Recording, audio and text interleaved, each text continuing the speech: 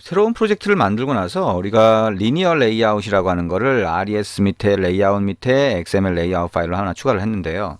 자, 새로운 레이아웃 파일을 추가하면 기본이 리니어 레이아웃으로 되어 있어요. 우리가 새로운 프로젝트를 만들어서 activity main.xml 파일이 자동으로 추가됐을 때는 relative 레이아웃으로 되어 있는데요. 그래서 리니어 레이아웃과 relative 레이아웃, 리니어 레이아웃과 상대 레이아웃이라고 하는 걸 실제로 많이 사용을 하게 됩니다. 리니어 레이아웃은 우리가 이미 여러 번 만들어 봤어요. 그래서 이 앞에서도 이제 이 기본적인 개념은 설명을 했었죠. 그래서 리니어 레이아웃은 일정한 방향을 두고 그 방향대로 그 안에 위젯 또는 뷰를 추가를 한다. 그래서 버티컬이라고 하는 방향 속성을 주면 아래쪽으로 추가하고요. 허리젠틀로 주면 오른쪽으로 추가한다. 근데 리니어 레이아웃 안에 또 리니어 레이아웃을 추가할 수 있잖아요. 그러니까 한 방향으로 결정한다고 해서 계속 그 방향으로 간다라기보다는 다시 리니어 레이아웃을 중첩하면 복잡한 화면도 다 어느 정도 만들 수가 있습니다. 그래서 리니어 레이아웃으로 해서 한번 추가를 한번 해볼게요. 이미 해봤지만 그래서 이 리니어 레이아웃에 보면 기본 속성이 어느 방향으로 추가할 것이냐라고 하는 기본 속성이 있죠. 그게 뭐예요? 오리엔테이션이라고 하는 겁니다. 자, 그래서 오리엔테이션이라고 하는 속성을 기본적으로 정의를 해야 된다. 이거는 버티컬로 돼 있죠, 그죠?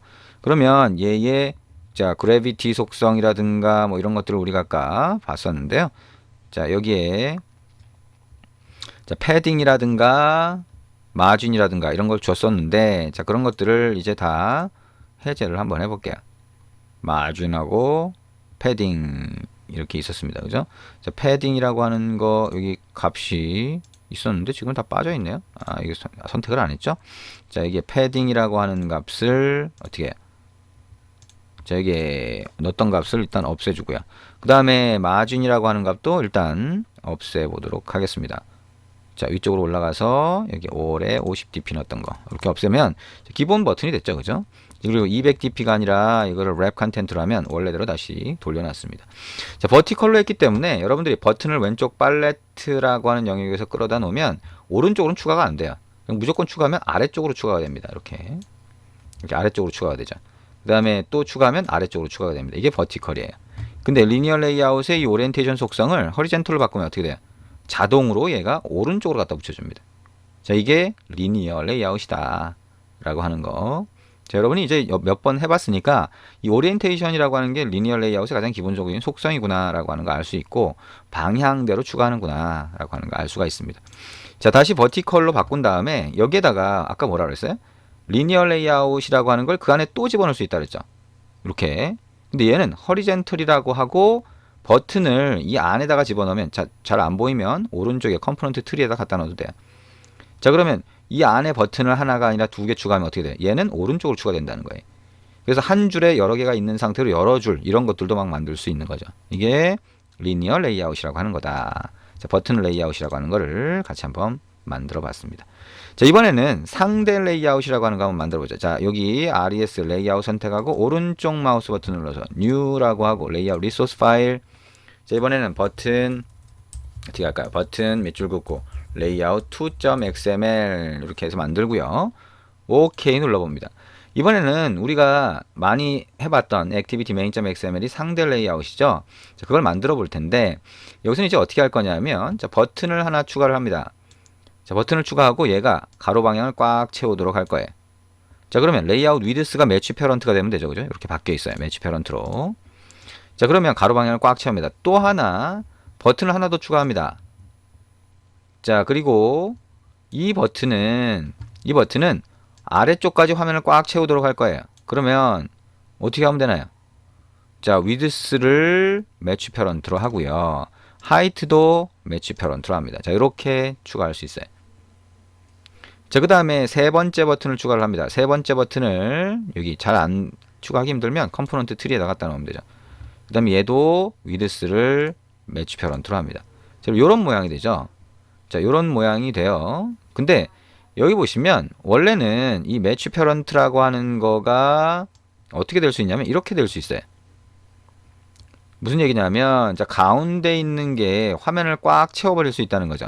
근데 그거를 우리가 어떻게 해서 이런 모양이 될 수 있었냐면, 자, 위에 버튼 하나, 아래 버튼 하나, 가운데 버튼 하나, 그죠? 가운데 버튼이 차지하는 공간은 딱 아래 버튼이 차지하는 영역까지인 거예요. 텍스트로 한번 가서 보면, 자, 버튼이라고 하는 걸 한번 보죠. 그래서 new 버튼이 레이아웃 위스가 매치 프런트 되어 있고요. 그 다음에 이게 우리가 리니어 레이아웃으로 했군요. 자, 이걸 렐러티브 레이아웃으로 한번 바꿔보자는 거예요. 리니어 레이아웃이니까 이렇게 금방 만들어졌네요. 자, 어쨌든 자, 여기에 이거를 렐러티브 레이아웃으로 바꿔보겠다. 자, 태그를 이렇게 바꿔주면 렐러티브 레이아웃으로 바뀝니다. 자, 그리고 아까 했던 것처럼 디자인으로 가보면 이런 모양이 돼요. 자, 첫 번째 버튼은 가로를 채우고요. 자, 두 번째 버튼, 세 번째 버튼이 이렇게 됩니다. 세 번째 버튼을 끌어다가 아래쪽으로 갖다 놓아보죠. 자, 이렇게 됩니다. 근데 두 번째 버튼은 어떻게 돼요? 첫 번째 버튼 아래쪽에 갖다 붙이면 이런 모양이 돼요. 근데 어떻게 돼요? 얘를 아래쪽에 있는 버튼까지 그러면 이렇게 됩니다. 자, 이걸 텍스트 코드로 한번 가서 보면 자, 첫 번째 버튼은 이렇게 되어 있고요. 두 번째 버튼을 보면 어떻게 돼요? 자, 레이아웃, 얼라인, 페어런트, 레프트, 스타트, 빌로우, 어버브 이런 게 있어요. 그리고 마지막 버튼에 가보면 페어런트 바텀이라고 하는 게 있습니다. 이게 무슨 얘기냐면 상대 레이아웃 안에 들어가는 위젯은 레이아웃, 얼라인, 페어런트, 바텀이와 같은 이런 속성을 쓸 수 있습니다. 그래서 이거는 자, 페어런트 뭐예요? 부모 레이아웃의 바텀 아래쪽으로 정렬해 주세요. 붙여달라는 얘기죠. 그래서 어떻게 됐어요? 아래쪽으로 붙은 겁니다. 얘가. 그리고 이 가운데 있는 것 같은 경우에는 자, 빌로우라고 해서 자, 여기 위에 첫 번째 버튼에 ID 값을 줬죠. 버튼 8이라고. 그러면 이 버튼의 아래쪽에 가서 붙어요. 자, 그 다음에 어버브라고 해서 아래쪽에 버튼 아이디를 주면 아래쪽까지만 딱 붙여줍니다. 자, 그래서 렐러티브 레이아웃 안에 들어가는 뷰가 가질 수 있는 속성은 자, 부모 레이아웃, 자, 렐러티브 레이아웃은 이 부모 레이아웃의 위쪽이냐 아래쪽이냐 왼쪽이냐 이렇게 붙여줄 수 있는 그런 속성들이 있고 또 뭐가 있어요? 이게 부모 레이아웃이 아니라 자, 얘하고 똑같은 부모 레이아웃에 포함된 다른 위젯의 아래쪽에 붙여줄 거냐 위에 붙여줄 거냐 이런 것들을 얘가 결정할 수가 있습니다. 그런 속성들이 있다는 거죠. 자, 이게 렐러티브 레이아웃이에요. 자, 그래서 렐러티브 레이아웃이라고 하는 게 가질 수 있는 전형적인 형태입니다. 우리가 일반적으로 위에 타이틀이 있고 아래쪽에 버튼들이 들어가 있고 가운데 내용물이 보이는 이런 모양을 여러분이 만들 수가 있어요. 가운데에 우리가 나중에 하겠지만 리스트 뷰를 이런 식으로 추가해 줄 수 있다. 뭐예요? 전화번호부에 각각의 사람들이 쭉 보이는 형태를 리스트 뷰라고 하죠. 자, 그래서 리스트 뷰도 굉장히 많이 쓰고요. 우리가 리스트 뷰를 어떤 식으로 쓸 수 있는지는 나중에 자세하게 배우게 됩니다. 근데 어쨌든 리스트 뷰와 버튼들이 들어간 화면 형태를 이렇게 만들고 싶다라고 하면 렐러티브 레이아웃이라고 하는 상대 레이아웃을 많이 쓴다라고 보시면 되겠죠. 그래서 부모 레이아웃의 위치를 이용해서 정렬하는 방법, 그 다음에 다른 위젯의 위치를 이용해서 정렬하는 방법을 상대 레이아웃이 제공을 해준다. 그래서 마우스를 끌어다 놓으면 그 위치에 딱 맞게 갖다 붙일 수 있기 때문에 처음에 렐러티브 레이아웃으로 만들어주는 거예요. 근데 여러분이 이제 머릿속으로 잘 생각을 한 화면이 있으면 그거를 쉽게 만들 수 있는 방법이 리니어 레이아웃을 사용하는 방법이죠. 그래서 두 가지 레이아웃은 기본적으로 잘 알아둬야 되고요. 리니어 레이아웃은 방향 속성이 기본적으로 들어간다 라고 하는 거 생각을 하셔야 됩니다. 자, 상대 레이아웃에서 배치를 위해서 사용하는 속성들이 이렇게 쭉 있어요. 이거는 여러분이 필요할 때 사용해 보면 되고요. 자, 얼라인 페어런트라고 해서 페어런트라는 말이 들어가면 부모 레이아웃과의 관계를 얘기하는 거고 그게 아니라 그냥 단순히 얼라인 어쩌고 저쩌고 어버브 빌로우 이렇게 들어가면 다른 위젯과의 관계를 이용해서 배치하는 거다라고 생각을 하시면 됩니다. 자, 이렇게 해서 리니어 레이아웃과 렐러티브 레이아웃, 자, 리니어 레이아웃과 상대 레이아웃이라고 하는 거에 가장 기본적인 내용을 좀 봤어요. 자, 이 정도는 알아놔야 여러분들이 화면을 배치할 수 있는데 지금 설명한 이런 내용을 그냥 듣기만 하면 안 돼요.